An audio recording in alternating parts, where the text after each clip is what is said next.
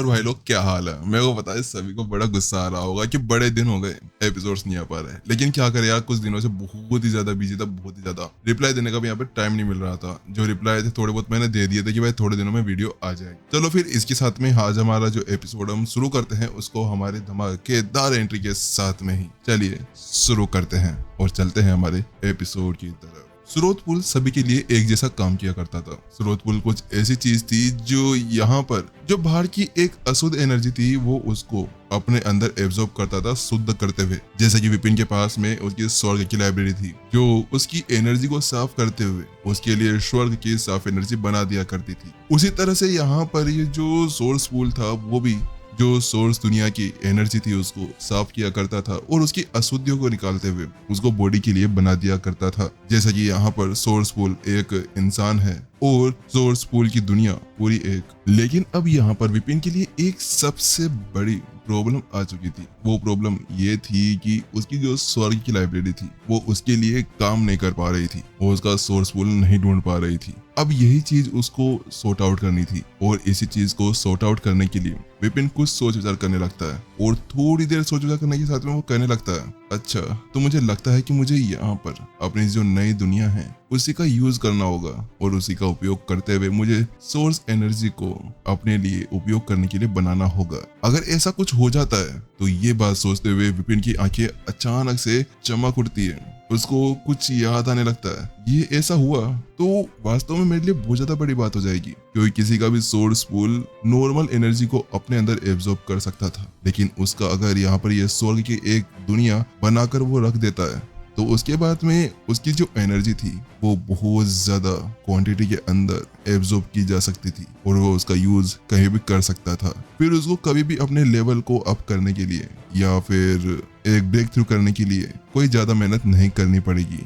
इसके साथ में वो कुछ कर सकता था। विपिन ये सब कुछ सोचते हुए आखिरकार अपने उसी रूम के अंदर वापस से लौटकर आ जाता है जिस रूम के अंदर वो पहले से ही था। वो वहां पर आता है और फिर से एक चुटकी बजाता है और उसके साथ में ही एक आवाज आती है। अगले पर उसके सामने एक डायमेंशन खुल के आ जाता है। वो डायमेंशन बहुत ज्यादा बड़ा था और बहुत ही ज्यादा, इतना ज्यादा कि मतलब वहां पर कई सारे इंसानों को रखा जा सकता था या एक पूरी नई दुनिया बनाई जा सकती थी। उसके साथ में वहां पर एक गोल कलर के बॉल जैसा कुछ था। वो कुछ और नहीं था, वो विपिन की नई दुनिया थी जिसको उसने यहाँ पर खुद बनाया था। विपिन ने उसको अपने हाथों से बनाया था। विपिन उसको अपनी तरफ लाता है और वो दुनिया अगले ही पल उसके हाथों के अंदर आ गई थी। विपिन का भव्य रूप वहां पर दिखाई देने लगता है। विपिन ये बताना चाह रहा था कि हाँ वही उस पूरी दुनिया का गॉड है। उसके साथ में विपिन अगले ही पल उस पूरी की पूरी दुनिया को यहाँ पर अलग करने लगता है और अलग करते हुए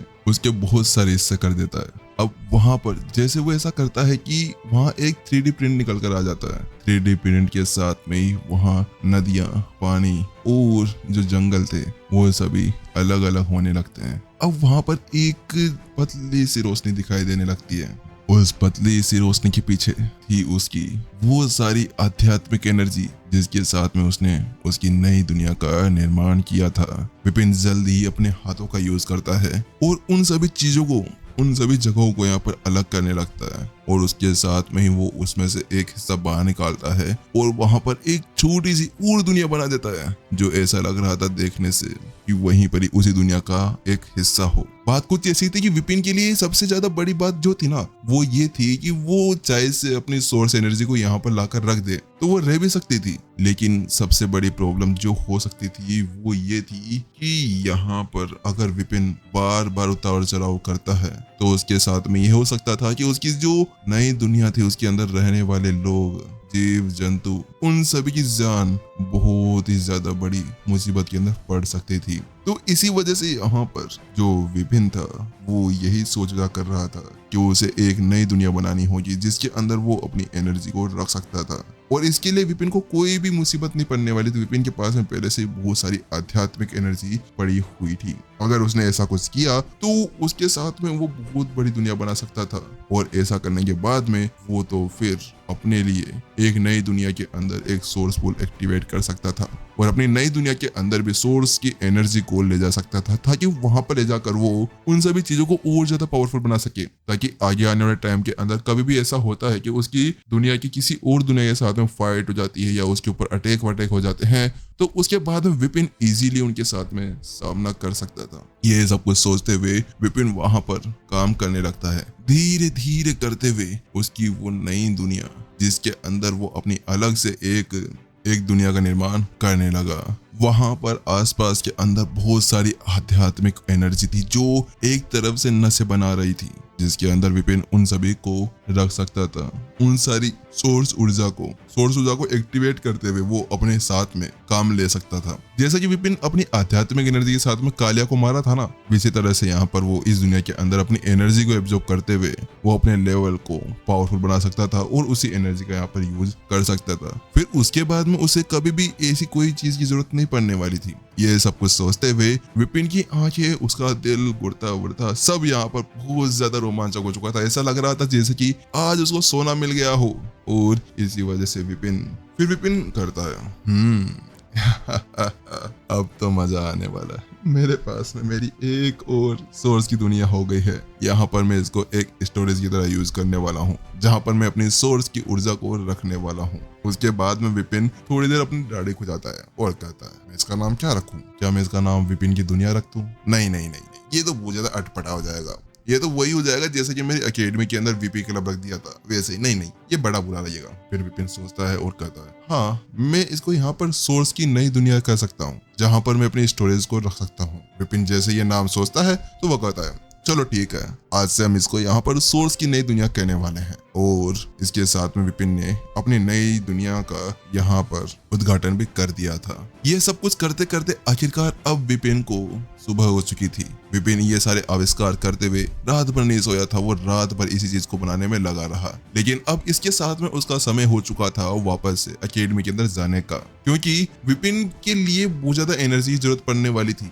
और सबसे ज्यादा साफ एनर्जी थी वो स्वर्ग की साफ सोर्स एनर्जी, जिसको वो इजीली एब्जॉर्ब कर सकता था। और इसके लिए सबसे ज्यादा बड़ा स्रोत था वो था अकेडमी के अंदर जाते वो यहाँ पर बहुत सारी एनर्जी को एब्जॉर्ब कर सकता था और इस चीज को वो छोड़ नहीं सकता था। ये सब कुछ सोचते हुए वो कहने लगता है, चलो ठीक है, ये काम हो गया, लेकिन अब मुझे यहाँ पर उन सभी को भी यहाँ पर लेकर आना होगा। विपिन ये सब कुछ सोचते हुए अपनी वाइफ, अपनी पत्नी के बारे में सोचने लगता है, अपने स्टूडेंट्स के बारे में सोचने लगता है। प्रत्युषा, शिमर, ये दोनों तो उसकी वाइफ थी, उसके साथ में ही उसके स्टूडेंट्स थे, विक्रम और उसके वो सारे स्टूडेंट्स जो यहाँ पर उसके साथ में आने वाले थे। लेकिन उससे पहले उसे उन सभी को अपनी नई दुनिया के अंदर लाना होगा और उसके बाद में उन्हें यहाँ पर लेकर आना होगा। इसके लिए उसे बहुत कुछ करना होगा। लेकिन ये सब कुछ सोचते हुए विपिन अपना सर हिला देता है और कहता है, नहीं यार, अभी के लिए नहीं, अभी मैं उनको यहाँ पर नहीं रह के आ सकता। अरे अभी तो मैं भी खुद यहाँ पर भिखारी हूँ। मैं इस छोटे से कमरे के अंदर यहाँ पर रह रहा हूँ। अगर मैं उनको यहाँ पर लेकर आ जाता हूँ तो वो लोग कहाँ पर रहेंगे?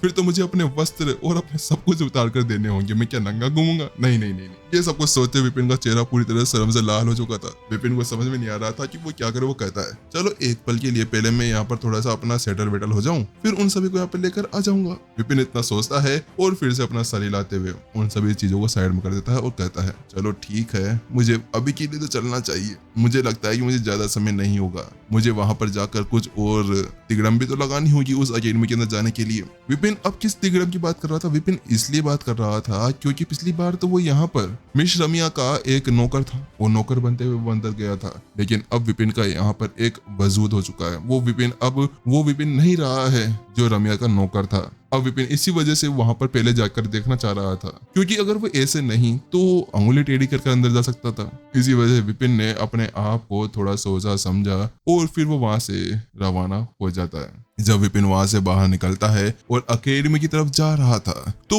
वहीं दूसरी तरफ महाराज के उस हॉल के अंदर, उस लाइब्रेरी के अंदर अभी तक भी यहाँ पर नंदिनी और रम्या अपनी साधना कर रहे थे। थोड़ी देर बाद में आखिरकार वो दोनों अपनी आंखें खोलते हैं। जब वो अपनी आंखें खोलते हैं तो उसके साथ में ही नंदिनी की आंखें चमक रही थी। उसकी आंखें ऐसे चमक रही थी जैसे कि सारे के सारे सितारे उसकी आंखों के अंदर आ गए हों। वो कहती है आखिरकार हमने कर लिया। रम्या, तुमने कितने कितने धागों को यहाँ पर एब्जॉर्ब किया। जो नंदनी थी वो बहुत ज्यादा उत्सुक लग रही थी। वैसे भी नंदनी बहुत ही ज्यादा फ्रेंकली है, वो यहाँ पर ऐसे रहती है जैसे कि उसको कुछ होता ही नहीं है, वो बच्चों की तरह से करती है। तो वहीं दूसरी तरफ उसकी वो बात सुनने के साथ में रम्या कहती है, नंदनी, मैंने भी यहाँ पर अच्छा किया। तुम्हें पता है मैंने यहाँ पर 8 धागों को अवशोषित किया है और उसको एब्जॉर्ब करते हुए मुझे बहुत ज्यादा अच्छा महसूस हुआ। इस जगह पर वो दोनों लड़कियां यहाँ पर उन सभी धागों को एब्जॉर्ब कर रही थी, लेकिन वो अपने शरीर के अंदर, वो यहाँ पर भी ट्रेन कर रही थी। वो उनसे यहाँ पर अपना एक कोर नहीं बना रही थी, क्योंकि अगर वो उससे अपना एक सोर्स पूल का कोर बना लेती है ना, तो उसके बाद में वो अकेडमी के अंदर अच्छा प्रदर्शन नहीं कर सकती थी।